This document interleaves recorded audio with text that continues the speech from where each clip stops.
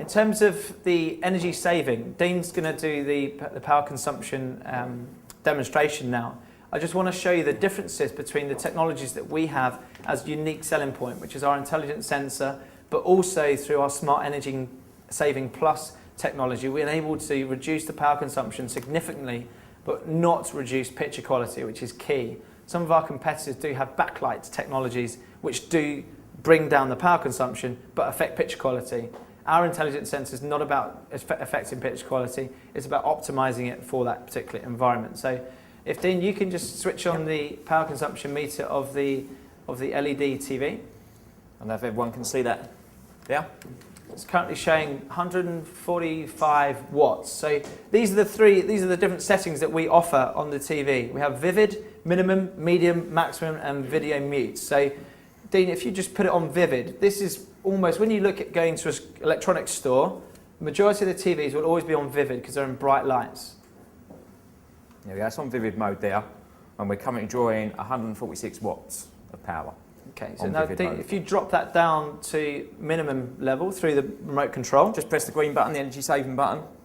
Up comes your energy saving menu. If I switch to minimum, the screen darkens slightly.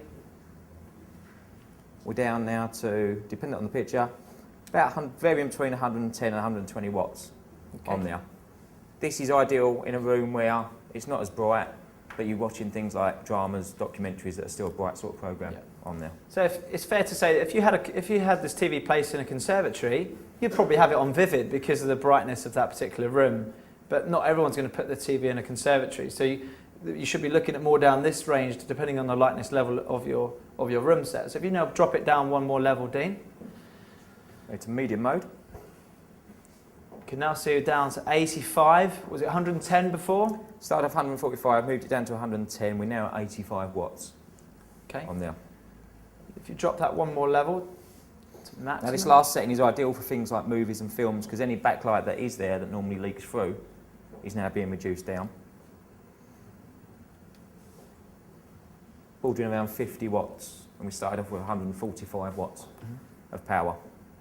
And there's probably a lot of you that have a TV with a USB interface that play content through the TV, also don't need the actual picture quality to be on all the time. We offer a technology called video mute, which basically does exactly what it says on the tin.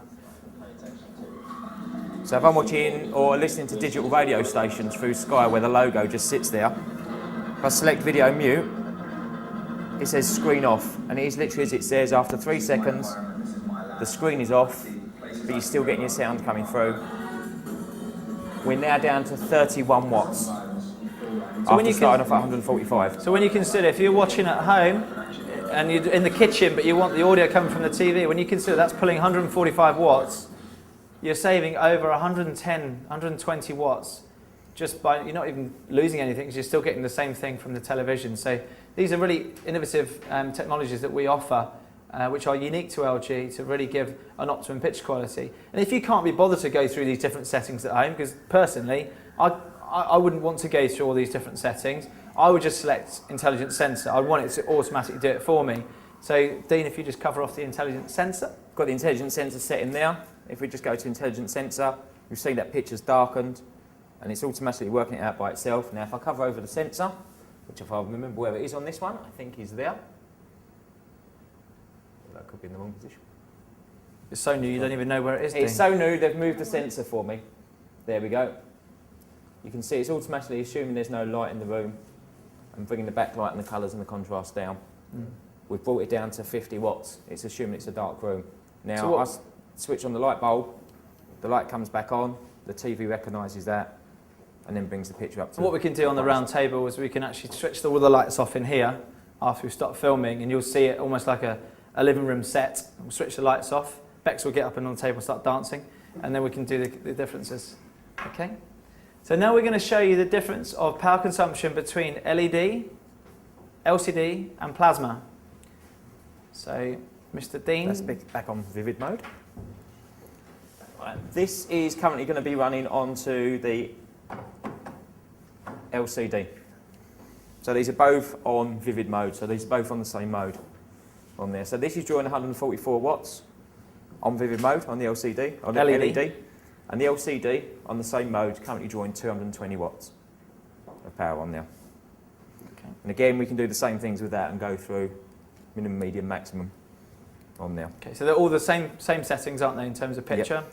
So you got, you can see yourself saving 60 watts constantly, which is pulling difference. And when you work that out over a year, it could be anything from £50, £100, depending on how often, obviously, you're watching TV and obviously when you're watching. so you can bring that down 120 watts on medium, maximum down to 68. And then on screen off mode, it will become even less because we're not using the screen, again we're using the speakers. But you can see you start off a lot higher on the LCD than what you do on the LED. Okay, So. if you can now just show the difference between plasma. I know that a lot of people in the room are big favourites of plasma, and we are as well.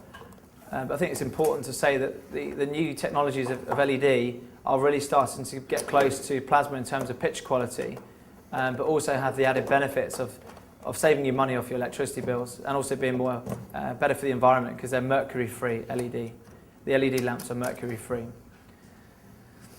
So it might take Dean a couple of minutes to do that, but hopefully then you'll be able to see even more of a rapid difference between the two. So we're using the same power meter, okay?